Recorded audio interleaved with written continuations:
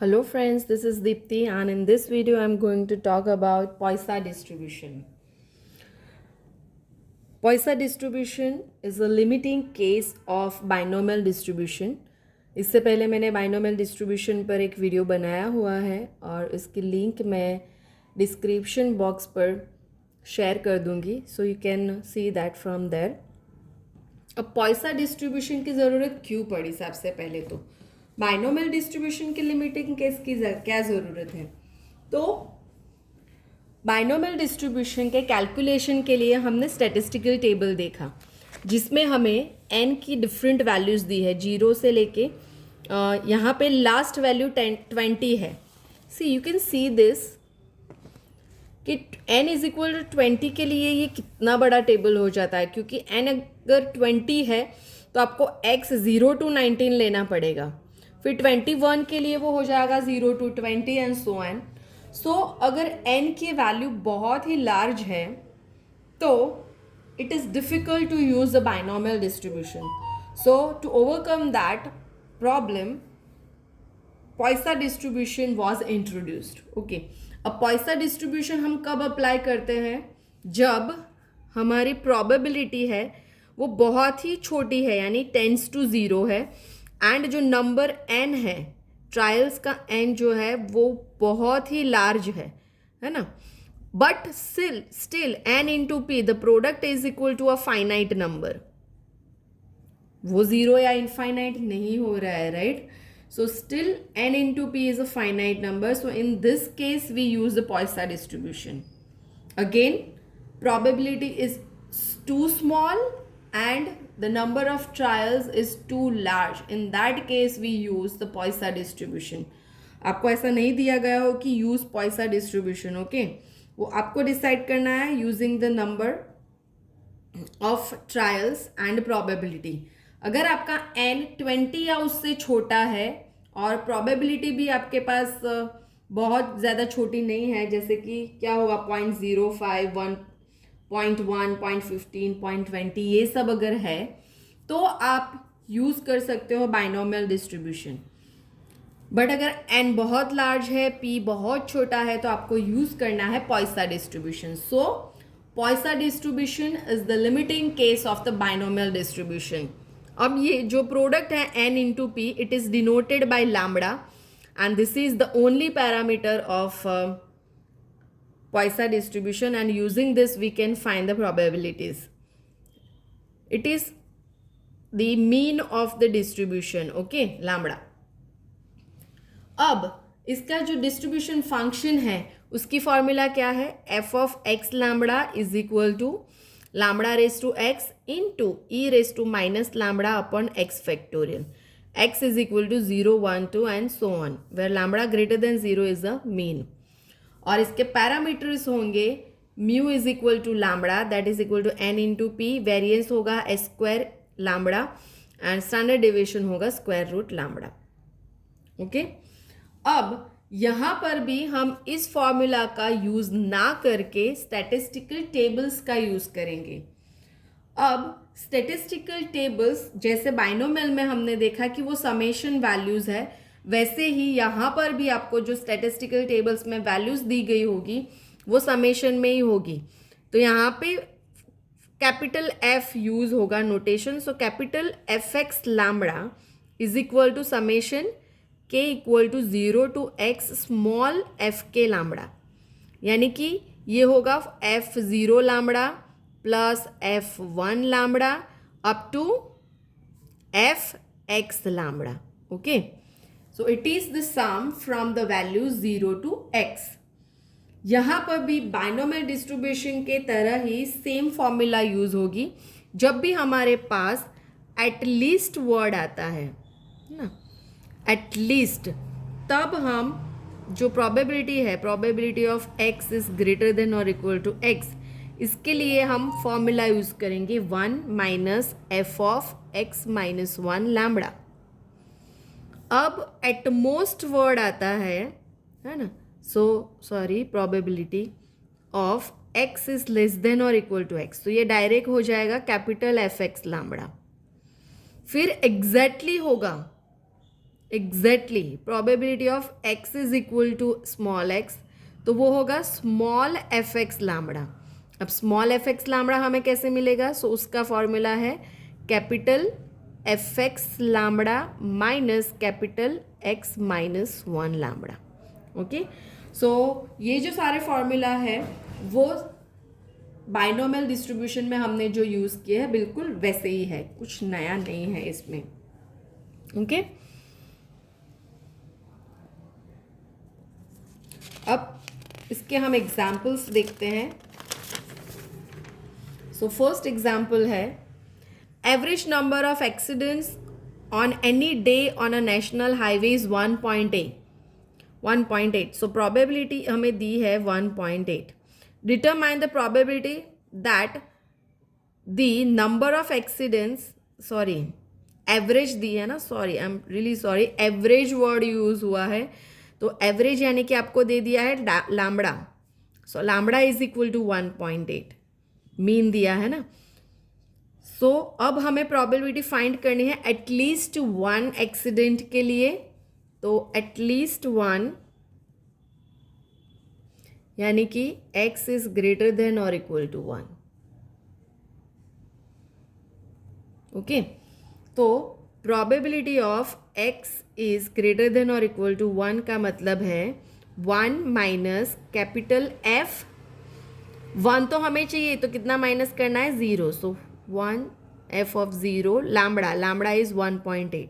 Okay, अब हम इसकी वैल्यूज टेबल से कैसे देखनी है वो देखते हैं।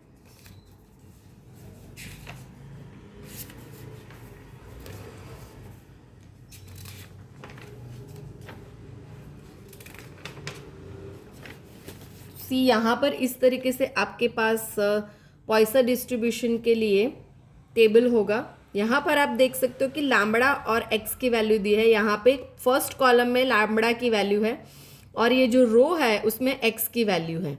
अब हमारे केस में लैम्बडा कितना है? 1.8। तो फर्स्ट पेज में हमारे पास लैम्बडा है 1.8 और एक्स है 0।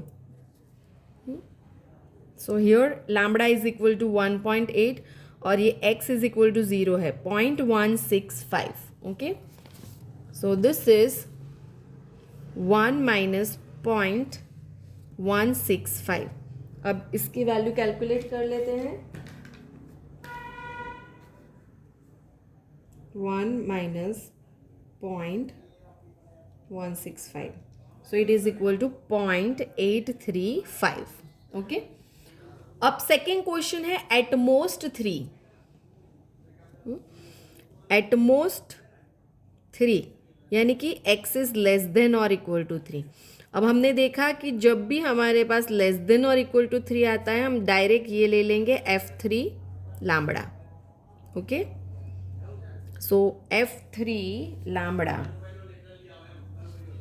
सो यहाँ पर हमारे पास लैम्बडा है 1.8, ये वैल्यू है 0 के लिए, ये 1 की है, ये 2 की है और ये 3 की। हमें F3 चाहिए, सो इट इज़ 0.891 है ना।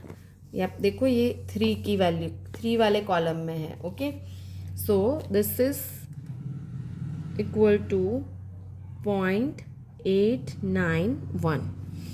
नेक्स्ट क्वेश्चन है एटलीस्ट 2 यानी कि x इज लेस देन और इक्वल टू 2, सॉरी एटलीस्ट 2, हाँ एटलीस्ट 2 यानी कि 2 या उससे ज़्यादा, और नॉट मोर देन 4 यानी कि 2 लेस देन और equal to x less than और इक्वल टू 4, 4 से ज़्यादा नहीं चाहिए। इसकी प्रोबेबिलिटी हमें फाइंड करनी है। तो ये क्या होगा? से हमें 4 तक जाना है तो हम फॉर्मूला क्या लिखेंगे?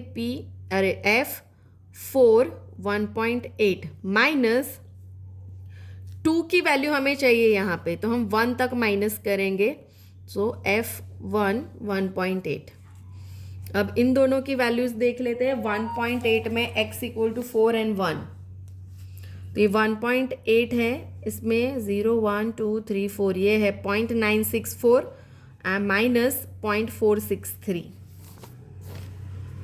0.4 के लिए है 0.964 minus 0.1463. So it is 0.964 minus 0.463. So this is equal to 0.501. Okay, and the last question है exactly 5. Exactly 5 का मतलब x is equal to 5. So probability of x equal to 5. इसका फॉर्मूला क्या है? Capital F5 1.8 minus capital F4 1.8.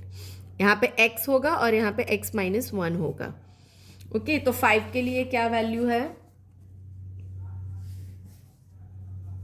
ना? ये है 1.8 और ये 0 1 2 3 4 5. 5 के लिए है 0.990 माइनस ये 4 की वैल्यू है 0.964. ये दोनों. ओके, सो इसका आंसर होगा 0.990 माइनस 0.964. इसका आंसर होगा 0.026. ओके, सो एक बार अगर आपको बाइनोमियल डिस्ट्रीब्यूशन अच्छे से आता है तो पॉइसन डिस्ट्रीब्यूशन करना ज़्यादा डिफिकल्ट नहीं होगा. Let's see one more example for the practice.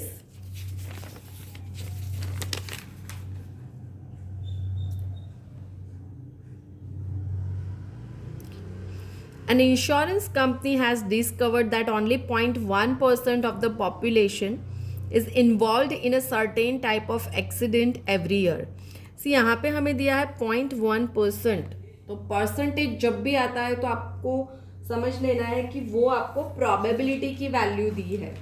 Okay, तो यहाँ पे आपको दिया है P. So P is equal to 0.1%. That is equal to 0.1/100. Okay, so it is 0.001. So you can see that कि ये प्रोबेबिलिटी कितनी छोटी है. ओके, अब आगे पढ़ते हैं. If its 1000 policy holders are selected at random from the population, what is the probability that. अब n इज इक्वल टू कितना दिया है? 1000 है ना. तो ये नंबर कितना बड़ा है. तो अब यहाँ पे हमें समझ में आ गया कि हमें यहाँ पे यूज करना है पॉइसन डिस्ट्रीब्यूशन. ओके, तो लैम्बडा की वैल्यू हम फाइंड कर लेते हैं. Lambda is equal to n into p. So it is 1000 into 0.001. सो इसकी वैल्यू हो गई 1.0. Lambda is equal to. Okay, अब हमें कौन सी प्रोबेबिलिटीज फाइंड करनी है? Not more than 5 of its clients are involved in such accident next year. Not more than 5 मतलब 5 से ज़्यादा नहीं. ओके, तो 5 से ज़्यादा नहीं मतलब 5 या उससे कम, यानी कि x लेस देन और इक्वल टू 5. तो हमें इसकी प्रोबेबिलिटी फाइंड करनी है. सो उसकी फॉर्मूला क्या होगी? It is f of 5 lambda. Okay, so lambda की वैल्यू है हमारे पास 1.0. सो सी हियर इज 1.0 और x है हमारे पास 5. तो 1.0 और 5 होगा यहाँ पर. सो इट इज 0.999. ओके, अब दूसरा क्वेश्चन है. At least 6 of its clients are involve in such accidents next year. At least का मतलब है एटलीस्ट 6, यानी कि 6 या फिर उससे ज़्यादा. So probability of x is greater than और equal to 6 is 1 minus f of 5 1.0. Minus हमें कितना करना है? 5, क्योंकि 6 तो हमें चाहिए. गलती से यहाँ पे अगर आपने 6 कर दिया तो वो वैल्यू माइनस हो जाएगी. So you will not get the correct answer. So it is 1 minus f of 5 1.0. So f5 की वैल्यू अभी अभी हमने फाइंड की 1 माइनस 0.999 और इसका आंसर होगा